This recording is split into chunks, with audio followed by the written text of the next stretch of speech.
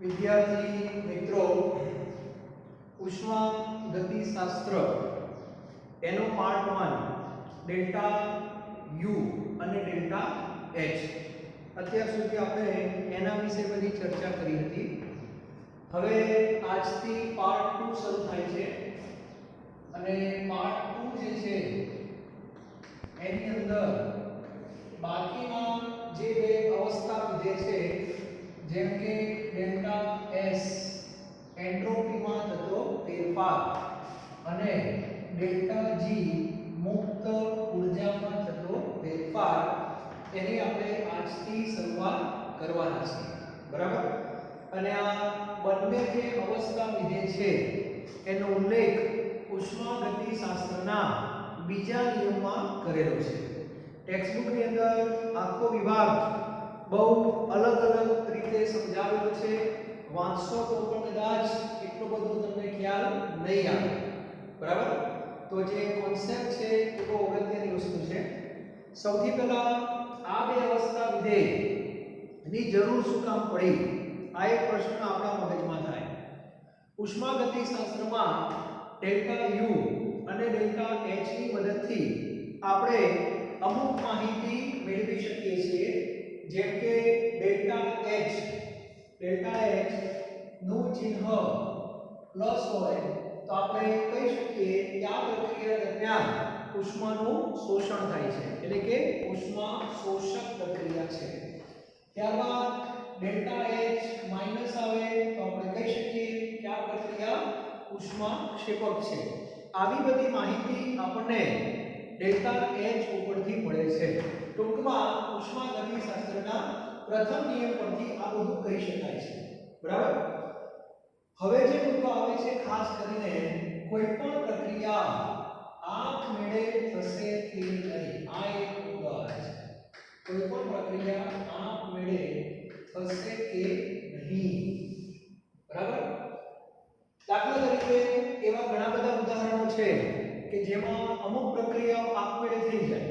આપમેળે થઈ જાય એનો અર્થ એવું થાય કે એમાં કોઈ બાહ્ય બળની જરૂર ન પડે એ પ્રક્રિયાને કરાવવા માટે. બરાબર? તો એને આપમેળે થતી પ્રક્રિયાઓ કહેવાય. એવા ઘણા બધા ઉદાહરણો છે કે જેમ કે પાણી હંમેશા ઊંચી સપાટી પરથી નીચી સપાટી ઉપર વહે છે, એ ઓટોમેટિક આવી જ જાય. પછી તમારે દડો જો નીચેથી ઉપર ફેંકવો હોય તો બરાબર છે, પણ ઉપરથી નીચે તો ઓટોમેટિક આવે છે ગ્રેવિટીના કારણે. તો કહેવાનો અર્થ એ છે કે એવી ઘણી બધી પ્રક્રિયાઓ છે કે જે આપમેળે થતી હોય છે. બરાબર? અને એવી ઘણી બધી પ્રક્રિયાઓ છે જે આપમેળે થતી નથી, એટલે કે એમાં બાહ્ય બળની તમારે જરૂર પડે છે. અને આગળ મેં ઘણા બધા ઉદાહરણો તમને આપેલા છે કે ફ્રીજમાંથી બરફનો ટુકડો જો લેવામાં આવે અને અહીંયા જો મૂકી દઉં તો એ બરફમાંથી પાણી આપમેળે બને છે, પણ પાણીમાંથી બરફ આપમેળે બનતું નથી. કહેવાનો તાત્પર્ય એ છે કે કોઈ પણ પ્રક્રિયા, કોઈ અજ્ઞાત પ્રક્રિયા તમારી સામે છે. હવે એ પ્રક્રિયા આપમેળે થશે કે નહીં થાય, એની જે માહિતી છે એ ઉષ્માગતિશાસ્ત્રના પ્રથમ નિયમ પરથી આપણને મળતી નથી. પ્રથમ નિયમ પરથી આ બધી ખબર પડે, શોષક, ક્ષેપક, આ બધી માહિતી મળે ચિહ્નો ઉપરથી, પણ એ પ્રક્રિયાનો સ્વભાવ કેવો છે એની માહિતી આપણને મળતી નથી. અને એના માટે આપણી પાસે બે સરસ મજાના અવસ્થા વિધેય ડેલ્ટા એસ અને ડેલ્ટા જી છે.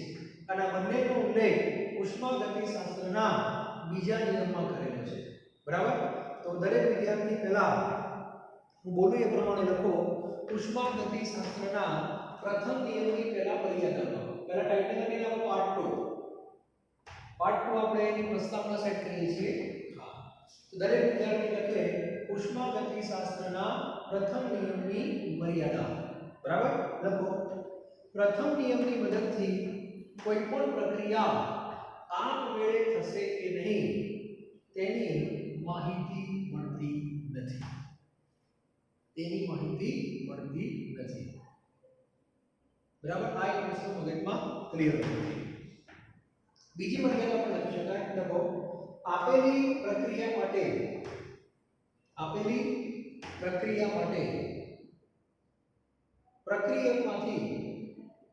પ્રક્રિયકમાંથી કેટલા પ્રમાણમાં નિપજ બનશે, કેટલા પ્રમાણમાં નિપજ બનશે તે પણ જાણી શકાતું નથી. એટલે પ્રથમ નિયમથી આપણને આ બે પ્રશ્નોના જવાબ નથી મળતા. હા, કોઈ પણ પ્રક્રિયા આપણે થાય ના થાય, ઊર્જાનું સંરક્ષણ થાય, દ્રવ્યનું સંરક્ષણ થાય, એ બધી વાતો બરાબર છે, પણ એના કારણે પ્રક્રિયા આપણે થશે કે નહીં એ માહિતી તમને મળશે નહીં. અને એના માટે આપણે આ વસ્તુ આપણે ભણવાના છીએ, ડેલ્ટા S અને ડેલ્ટા G. સૌથી પહેલા ઉષ્માગતિશાસ્ત્રનો બીજો નિયમ આપણે લખશું. તો દરેક વિદ્યાર્થી પ્રશ્નનો સ્વરૂપમાં લખો તો બી વાંધો નથી, બરાબર? તો આ રીતે લખજો, ઉષ્માગતિશાસ્ત્રનો બીજો નિયમ અને તેનું મહત્વ. બરાબર? ઉષ્માગતિશાસ્ત્રનો બીજો નિયમ અને તેનું મહત્વ. એટલે અહીંયાથી તમને કહી શકાય કે પહેલા નિયમની જે તે મર્યાદા છે તે હવે બીજા નિયમથી દૂર થવાની છે. બરાબર? તો સૌથી પહેલા બીજા નિયમની અંદર સરસ મજાના બે વાક્યો છે. અને આ બંને વાક્યો એક પ્રકારની શરત છે અને વાક્યો બહુ સમજવા જેવા છે. તો પહેલું વાક્ય દરેક વિદ્યાર્થી લખો, આપમેળે થતા બધા પ્રકરણોમાં વિશ્વની એન્ટ્રોપી વધે છે. આવું વાક્ય છે, વિશ્વની એન્ટ્રોપી વધે છે. એનો સીધો અર્થ એવો થયો કે આ તમને એક શરત કહી દીધી કે કોઈ પણ પ્રક્રિયા જે આપમેળે થતી હોય એમાં વિશ્વની એન્ટ્રોપી વધે છે. આ શરત થઈ ગઈ, બરાબર? એનો સીધો અર્થ એવો થાય, તમારે નક્કી કરવું હોય કે આપેલી પ્રક્રિયા આપમેળે થશે કે નહીં, તો ચેક ખાલી એટલું જ કરવાનું કે એ પ્રક્રિયામાં વિશ્વની એન્ટ્રોપી વધે છે કે ઘટે છે. વધે છે તો કહી દેવાનું કે આ પ્રક્રિયા આપમેળે થાય છે, અને ઘટે એવું સાબિત થાય તો આપેલી પ્રક્રિયા આપમેળે થતી નથી. એન્ટ્રોપી શું છે, કઈ રીતે આનો ઉપયોગ કરશું, એ બધું આપણે અલગથી ભણવાનું છે. પહેલા આ જે વાક્ય તમને આપેલું છે એનું અર્થઘટન આપણે કરવાનું છે. એન્ટ્રોપી એક ઊર્જાનું સ્વરૂપ છે. એટલે આ કહેવાનું તાત્પર્ય છે કે જે પ્રક્રિયાઓ આપમેળે થતા હોય એમાં વિશ્વની એન્ટ્રોપી ઊર્જાનું આ એક સ્વરૂપ, ઊર્જાના ઘણા બધા સ્વરૂપ છે, એમાં આ એક સ્વરૂપ એવું છે એ વધે છે. પણ વિશ્વ શબ્દ આવવો જોઈએ, બરાબર છે? આપણે સાબિત પણ કરવાના છીએ. હવે પહેલા દિવસે આપણે વાત કરી હતી કે ઉષ્માગતિશાસ્ત્ર ની અંદર આ વિશ્વ છે અને આ વિશ્વ બે ભાગમાં વહેંચાયેલું હોય છે. એક ભાગને આપણે પ્રણાલી કહીએ છીએ, બીજા ભાગને આપણે પર્યાવરણ કહીએ છીએ.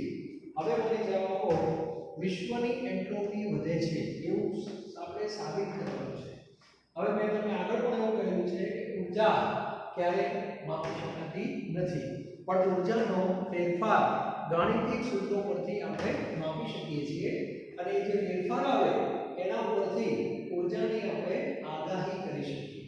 હવે આમાં તમને એવું કીધું છે કે વિશ્વની એન્ટ્રોપી વધે છે. હવે એન્ટ્રોપી જે છે એનો સંકેત છે S, બરાબર? હવે વિશ્વની એન્ટ્રોપી જે છે, વિશ્વ એટલે ટોટલ કહેવાય, પ્રણાલી અને પર્યાવરણનો સરવાળો એને વિશ્વ કહેવાય. અહીંયા હું વિશ્વ નથી લખતો પણ ટોટલ લખીશ, બરાબર? આને કહેવાય વિશ્વની એન્ટ્રોપી. હવે વિશ્વની એન્ટ્રોપી તો મપાય નહીં, પણ વિશ્વની એન્ટ્રોપીમાં થતો ફેરફાર માપી શકાય છે, બરાબર? અને વિશ્વની એન્ટ્રોપીમાં થતો ફેરફાર શું આવે? ગ્રેટર ધેન 0 આવે, બરાબર છે?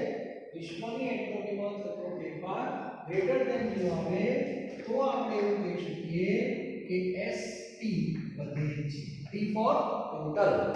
આ પહેલા દિવસે વાત કરી હતી. ફેરફારના ત્રણ વિકલ્પો, ધન, ઋણ અને શૂન્ય. ધન આવે તો મૂલ્ય વધે, ઋણ આવે તો મૂલ્ય ઘટે, અને 0 આવે તો મૂલ્ય અચળ.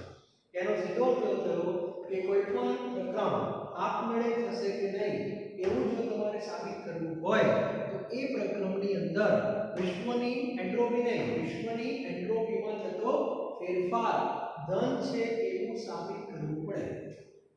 ક્લિયર? ઓકે. હવે પ્રશ્ન એ હશે કે સાહેબ ડેલ્ટા એસ ટોટલ આપણે કઈ રીતે શોધશું? તો સિમ્પલ વસ્તુ છે, વિશ્વ એ આ બે શું છે? સરવાળો છે.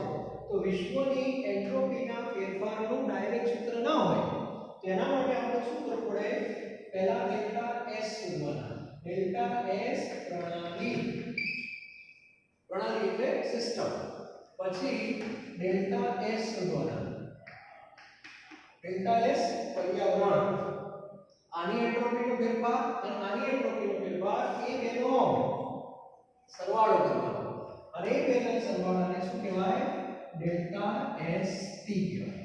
અને એ જવાબ ગ્રેટર ધેન 0 તમારે રાખી દેવાનો. અને આવું જો તમે સાબિત કરી દો તો આપેલી પ્રક્રિયા આપમેળે થશે એ તમે કહી શકો છો. અત્યારે તમને એન્ટ્રોપી શું છે, આનું સૂત્ર શું છે કોઈ ખબર નથી, પણ હું તમને વાક્યનું અર્થઘટન કરાવું છું કે મગજમાં કરી રહ્યું છું.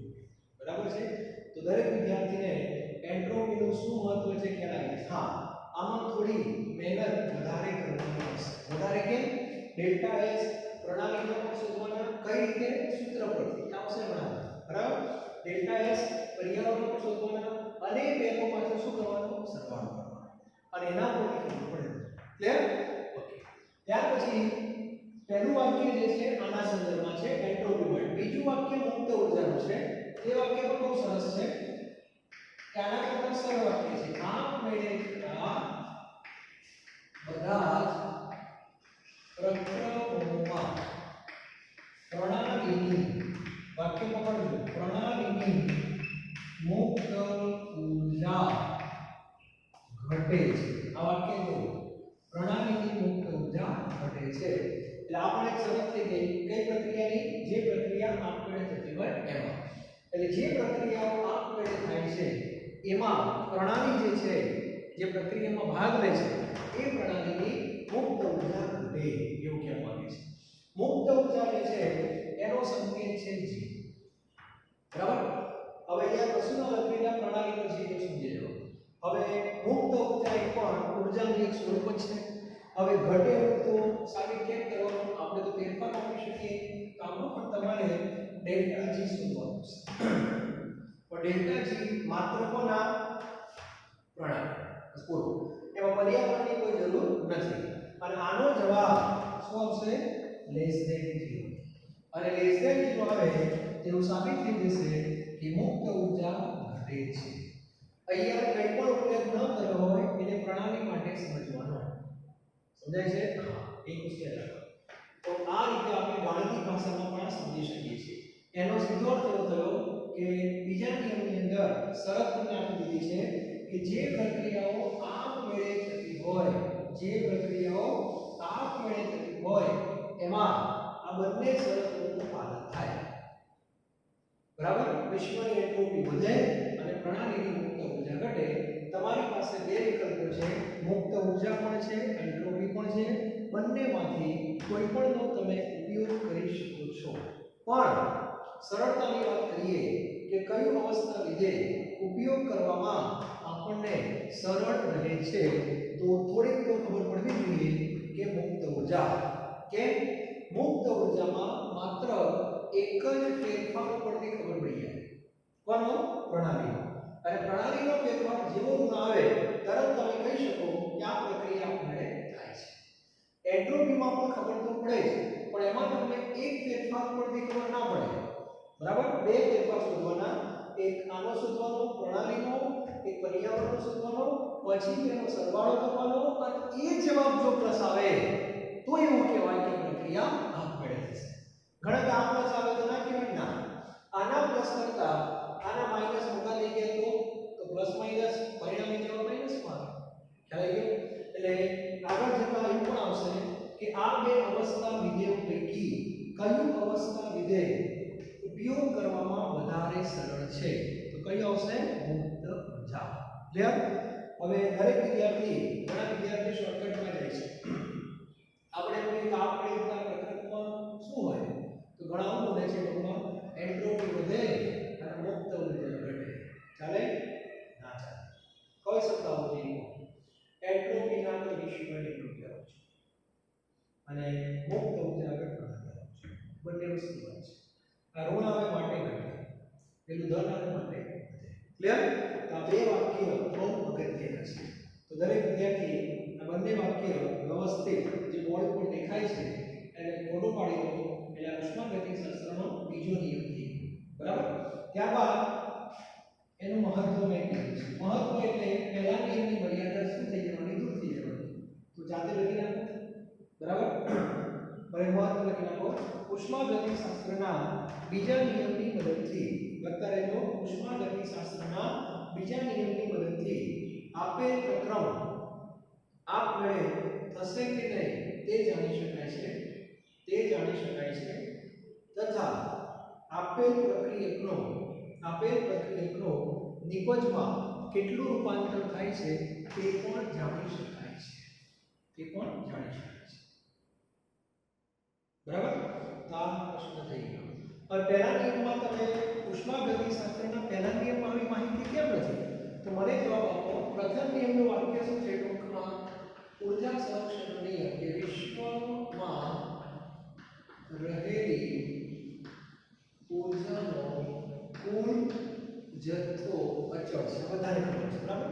હવે આ એક શરત છે, પણ આ શરત કઈ પ્રક્રિયા માટે છે લખ્યું છે? કે આ વાક્ય કોને લાગુ પડે? આપમેળે થાય એને લાગુ પડે કે આપમેળે ન થાય એને લાગુ પડે? તો આગળ કશું લખ્યું નથી.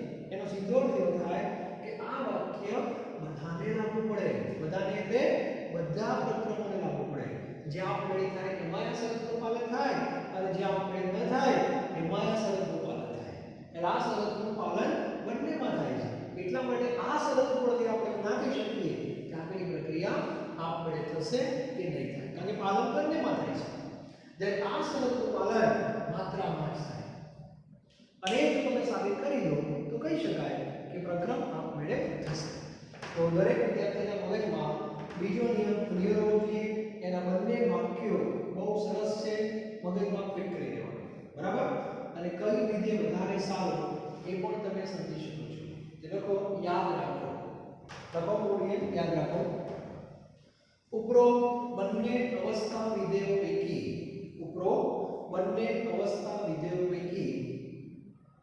મુક્ત ઉર્જા વિધેય વધુ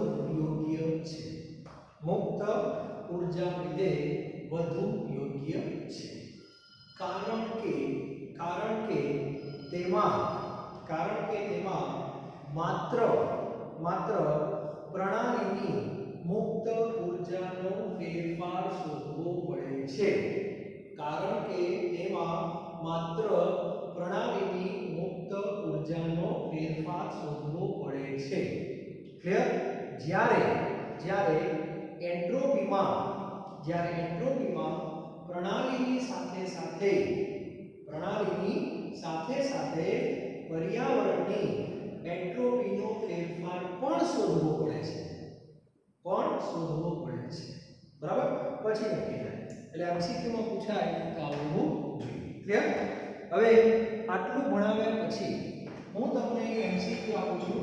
દરેક વિદ્યાર્થી બોર્ડમાં જે લખાણ છે વ્યવસ્થિત જોઈ લે. બરાબર? અને હવે હું તમને એમસીક્યુ આપું છું. જોઈએ કેટલા વિદ્યાર્થી એનો સાચો જવાબ વિચારે છે. બરાબર? ચાલો. અને જેડબલની અંદર આવા કોન્સેપ્ટ વાળા પ્રશ્નો પૂછાતા હોય છે. તો ધ્યાન રાખજો. બલવાળા વિદ્યાર્થીઓ બરોબર કરે છે. બરાબર? એકદમ સામાન્ય પ્રશ્ન છે. એમસીક્યુ છે. આપમેળે થતા બધા જ પ્રક્રમોમાં, બરાબર છે? Option A delta S greater than 0. બરાબર? Option B delta G greater than 0. Option C A અને બી. અને ઓપ્શન ડી એ પણ નહીં. આ ચાર વિકલ્પોમાંથી હમણાં જ મેં વાતો કરી તમારે જવાબ આપવાનો. ઘણા વિદ્યાર્થીઓ બધા થઈ જાય છે. બરાબર? આપમેળે થતા બધા પ્રક્રમોમાં એટલે ઘણા શું છે, હા આ ધન આ ફેરફાર ધન એટલે મૂલ્ય વધ્યું આ ઋણ એન્ટ્રોપી ઘટ્યું. હા, બીજા નિયમમાં વાક્ય હતું એન્ટ્રોપી વધે મુક્ત ઉર્જા ઘટે. એટલે મોટા ભાગના વિદ્યાર્થી 90% વિદ્યાર્થી જવાબ સી લખીને આવે છે. સાચું કે ખોટું? આ જવાબ ખોટો છે. જવાબ તમારો આવશે બી આવશે. ઘણા કેટલા ધન છે અહીંયા ટોટલ લખેલું નથી. સમજાય છે? કારણ કે એન્ટ્રોપીના કેસમાં વિશ્વની એન્ટ્રોપીનો ફેરફાર લેવો પડે ધન. અને અહીંયા કશું ના લખ્યું હોય, કશું ના લખ્યું હોય પ્રણાલીની માહિતી આપે છે. યાદ રાખજો. અને પ્રણાલીના ફેરફાર ઉપરથી નક્કી થતું નથી. અત્યારે જવાબ આવે બી આવે. એ ઘણા વિદ્યાર્થી જવાબ સી લખીને આવે છે. મારી આગળ દલીલ પણ કરે છે. પછી હું એમને સમજાવું છું. પછી પોતાની ભૂલ સ્વીકારે પણ છે. હા સાહેબ તમે એ વાત કરી પણ અમે ભૂલી ગઈ. સરસ, ચાલો. એટલે જવાબ બી બરાબર છે. ત્યારબાદ બીજી પરીક્ષાની અંદર પહેલા આપણે ફોટો પાડી લખી નાખજો. બરાબર? બીજી પરીક્ષા જ્યારે લેવામાં આવી ત્યારે આનો પ્રશ્નને ફરીથી પૂછ્યો. અને આ વખતે મેં શું કરી રહ્યા? ડેલ્ટા એસ ટી લખી નાખ્યું. બસ આટલો જ ફેરફાર. હવે મને જવાબમાં શું આવશે? તો હવે આ કેસમાં જવાબ શું આવે? તો આ કેસમાં જવાબ સી આવે. પણ જે આગળ જે ભૂલો કરી હતી એ લોકો જવાબ પાછો બી લખીને આવશે. અને બી લખીને આવશે એટલે હું પાછો ખોટો આપીશ.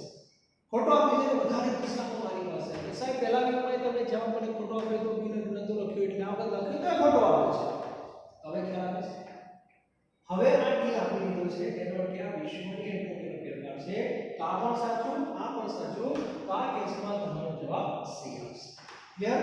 એટલે કહેવાનો મારો હેતુ એ છે કે બીજા નિયમના જે બે વાક્યો છે એને ગાણિતિક ભાષામાં સમજાવવાના છે અને આવડવું જોઈએ. હજુ સુધી તમને એન્ટ્રોપી શું ખબર નથી, મુક્ત ઉર્જા શું છે ખબર નથી, પણ એનો ગાણિતિક ભાષામાં કઈ રીતે ઉપયોગ કરવો એ હું તમને સમજાવું છું. ક્લિયર? આને કહેવાય ઉષ્માગતિશાસ્ત્રનો બીજો નિયમ અને તેનો મહત્વ. અને હવે આપણે વારાફરતી આ બંને જે વિધેય છે એની આપણે શું કરશું? ચર્ચા કરશું. તો આજે હું તમને એક નાનકડું વિધેય એન્ટ્રોપીની ચર્ચા કરી આપું છું. બરાબર? તો એન્ટ્રોપી શું કહેવાય એના વિશે આપણે થોડી ઘણી ચર્ચા આજે કરીશું. બરાબર? ટેક્સ્ટબુકની અંદર કોઈ માહિતી વ્યવસ્થિત આપી છે નહીં. તો હું જે પ્રમાણે ટાઇટલ લખું એ પ્રમાણે નોટમાં ટાઇટલ લખવાનું અને જે હું બોલું એ પણ તમારે લખતા જવાનું. ક્લિયર? સૌથી પહેલા એન્ટ્રોપી એટલે શું? પહેલા સમજો.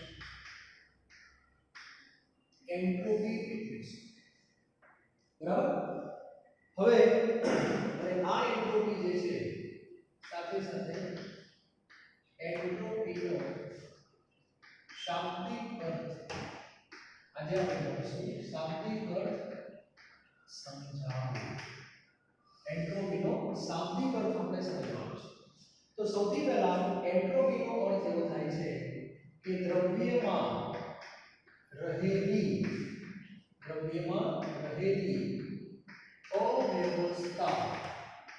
અવ્યવસ્થાનો માપદંડ.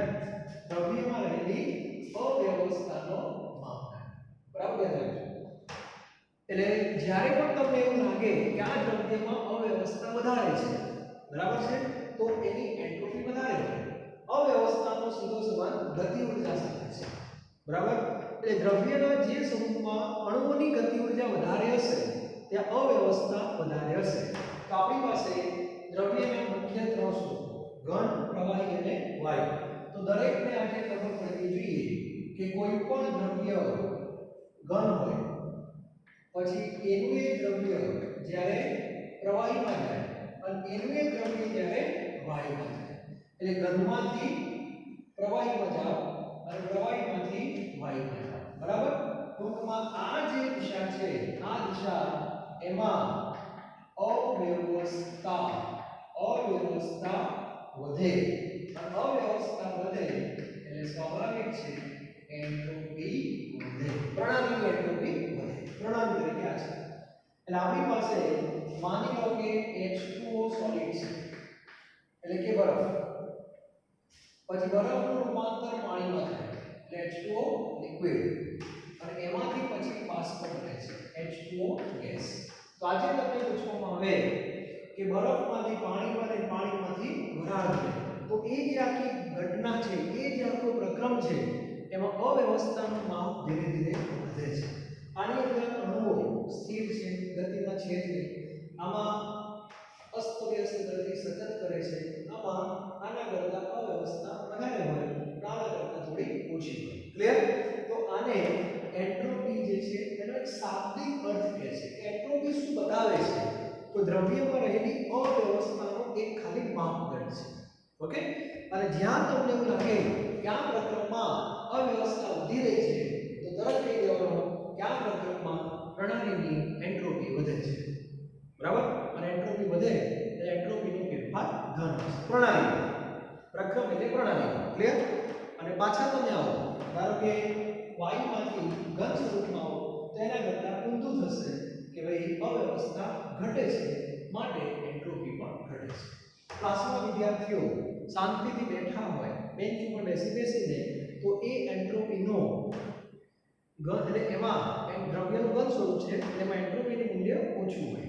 પણ રિસેસમાં તમે જુઓ તો વિદ્યાર્થીઓ સ્કૂલમાં અને ક્લાસમાં દોડતા હોય, નાના બાળકોની સ્કૂલ એમાં તો સૌથી વધારે, તો ત્યાં એન્ટ્રોપી એના જ વિદ્યાર્થીઓ છતાં એન્ટ્રોપી સુધી કહેવાય વધી કહેવાય. આને એન્ટ્રોપીનો શાબ્દિક અર્થ કહેવામાં આવે છે. એક સામાન્ય સમજ મેં તમને આપી. ઓકે? હવે આના સંદર્ભમાં કેટલાક પ્રશ્નો પૂછાતા હોય છે એમસીક્યુ લેવલે. તો એના કેટલાક ઉદાહરણની વાતો કરી લઉં સાથે સાથે. બરાબર? પહેલા આપણે વાત કરીએ ભૌતિક પ્રક્રમ. ભૌતિક પ્રક્રમમાં આવા પ્રશ્નો પૂછાતા હોય છે. ખાલી તમારે વધે ઘટે બોલવાનું. ક્લિયર? ચાલો પહેલું ઉદાહરણ આપું છું. Number 1 CO2 gas. બરાબર? CO2 ને પાણીમાં દ્રાવ્ય કરતા તેની એન્ટ્રોપી ખાલી જગ્યા. હવે ખાલી સમજવાનું, પ્રણાલી તરીકે કાર્બન ડાયોક્સાઇડ છે. બરાબર? શરૂઆતમાં કાર્બન ડાયોક્સાઇડ વાયુ સ્વરૂપમાં છે, બોટલની અંદર છે. બરાબર? હવે આપણે એને પાણીની અંદર ઓગાળી દીધું અને ઓગળી પણ ગયું. CO2 વત્તા પાણી એટલે સોડા બની ગયા. બરાબર? તો એ CO2 ની પ્રારંભિક અવસ્થા પહેલા વાયુ હતી, એટલે એમાં એન્ટ્રોપી કેવી હશે? મેક્સિમમ, સૌથી વધારે હશે. હવે એને તમે પાણી ઓગાળી દીધું એટલે દ્રાવણ કેવું બને? પ્રવાહી બને. એટલે તમારે તો આવું વિચારવું કે CO2 પાણીમાં ગયો અને CO2 પ્રવાહી સ્વરૂપમાં જતો રહ્યો. તો વાયુમાંથી પ્રવાહી અને વાયુમાંથી પ્રવાહી એટલે એન્ટ્રોપી જે છે એ ઘટેલું કહેવાય. ખ્યાલ આવી ગયો? એન્ટ્રોપી ઘટે શું કહેવાય? માટે એન્ટ્રોપીમાં થતો જે ફેરફાર છે એને ઋણ કહેવાય. CO2 ના સંદર્ભમાં આપણા માટે CO2 એ પ્રણાલી છે. બરાબર? એટલે પરીક્ષામાં એન્ટ્રોપીના સંદર્ભમાં જો પ્રશ્ન પૂછાય તો તમારો જવાબ ઘટે આવે, અને ફેરફારના સંદર્ભમાં પ્રશ્ન પૂછાય તો તમારો જવાબ ઋણ આવે. ઘણાને આ ખબર હોય છે, આમાં ગોથા થાય છે. એનો અર્થ એવો થયો કે બેઝિક ફંડામેન્ટલ નોલેજ છે. ઊર્જા શું છે અને ઊર્જાનો ફેરફાર શું છે, આ બંનેમાં કોઈને ખબર પડતી નથી. ક્લિયર? મેં તમને પહેલા જ એક્સપ્લેન કર્યું છે. ત્યારબાદ બીજો પ્રશ્ન, NaCl. NaCl ડબ્બામાં હોય ત્યારે કેવો હોય? સોલિડ. NaCl ને પાણીમાં દ્રાવ્ય કરતા તેની એન્ટ્રોપી ખાલી જગ્યા. ચલો, તો NaCl પહેલા સોલિડ હોય એટલે એન્ટ્રોપી એકદમ ઓછી હોય. એને પાણીમાં નાખો એટલે ઓગળી જાય, એટલે અંતિમ અવસ્થા એને પ્રવાહી જે કહેવાય. તો ઘનમાંથી પ્રવાહી એટલે એન્ટ્રોપી વધે એવું કહેવાય, અને એન્ટ્રોપી વધે તો ડેલ્ટા S ગ્રેટર ધેન 0 કહેવાય. આપણે ખબર પડી ગઈ. બરાબર? ત્યારબાદ બીજો પ્રશ્ન, NaCl ના જલીય દ્રાવણનો સ્ફટિકીકરણ કરતા તેની એન્ટ્રોપી ખાલી જગ્યા. આનો અર્થ શું થયો? NaCl ના જલીય દ્રાવણનું સ્ફટિકીકરણ કરતા એનો અર્થ એવો થાય કે NaCl ની પ્રારંભિક અવસ્થા પ્રવાહી છે. NaCl પહેલા પાણીમાં ઓગળેલો છે, એનો સીધો એવો થાય.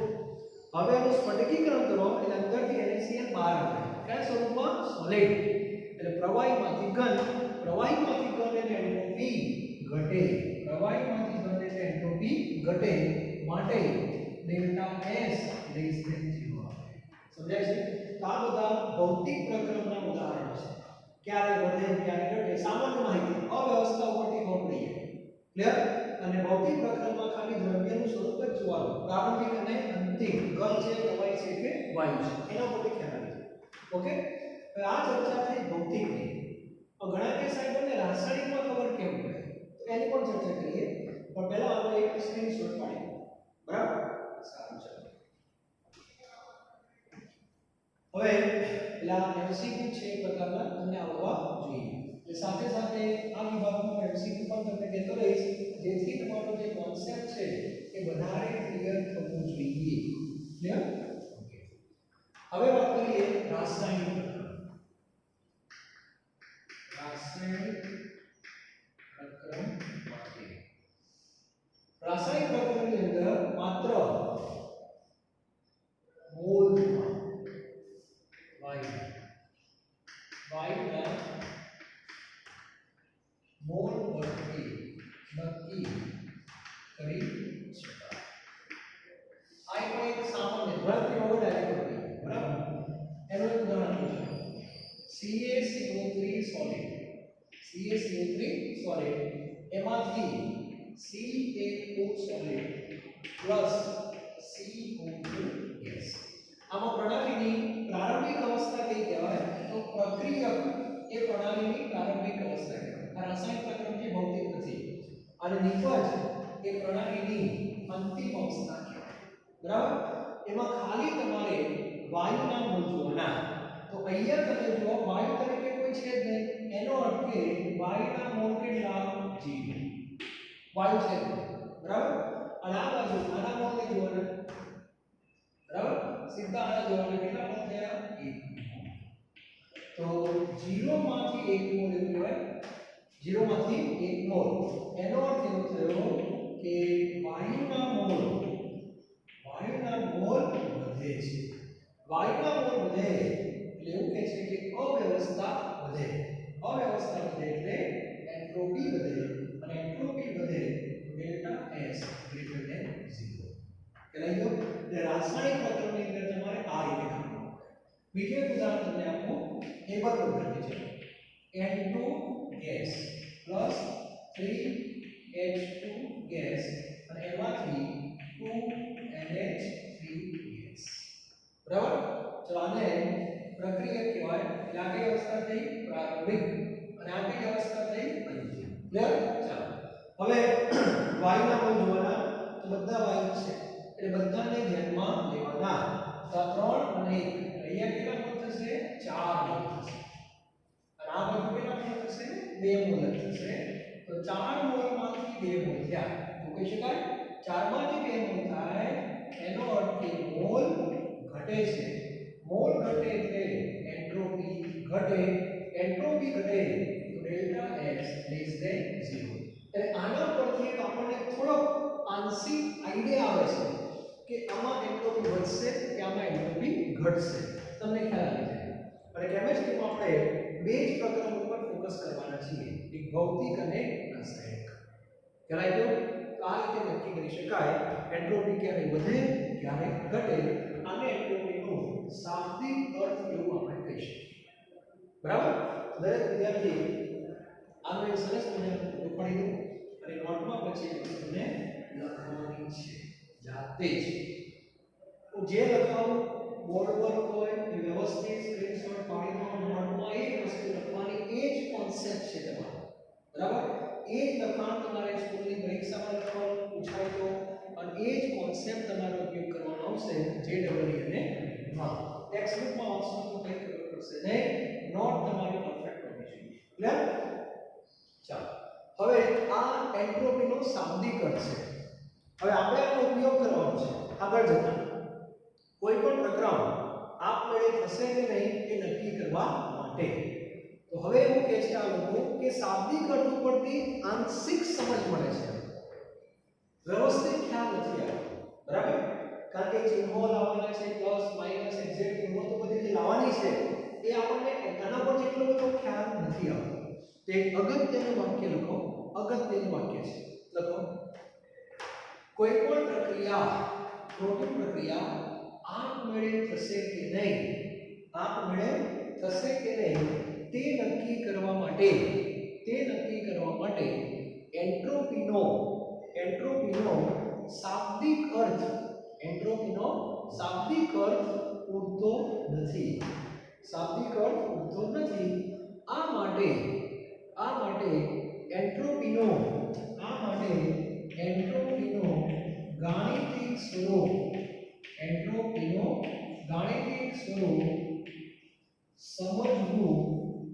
સમજવું જરૂરી છે. બરાબર. હવે આપણે નેક્સ્ટ જે આપણું લેક્ચર હશે એમાં એન્ટ્રોપીનો ગાણિતિક સ્વરૂપની આપણે ચર્ચા કરશું. તો આજના લેક્ચરમાં બીજો નિયમ શું છે, એના બંને વાક્યો મગજમાં ક્લિયર હોવા જોઈએ. બંને વાક્ય શું કહેવા માંગે છે એ પણ પરફેક્ટ હોવું જોઈએ. ક્યારે વિશ્વ શબ્દ આવે, ક્યારે પ્રણાલી શબ્દ આવે, આ બધું ભેગું ના થઈ જવું જોઈએ. અને એન્ટ્રોપી શું છે એની એક સમજ મેં તમને આજના લેક્ચરમાં આપી છે. નેક્સ્ટ લેક્ચરની અંદર આપણે સૂત્રોમાં જવાનું છે કે જે રીતે ડેલ્ટા U નું સૂત્ર હોય, ડેલ્ટા H નું સૂત્ર હોય, એ રીતે ડેલ્ટા S નું પણ સૂત્ર હોય છે. બરાબર. આપણે એ દિશામાં આગળ વધવાના છીએ. નેક્સ્ટ લેક્ચર પરથી આપણને ખ્યાલ આવી જશે. Okay, thank you very much.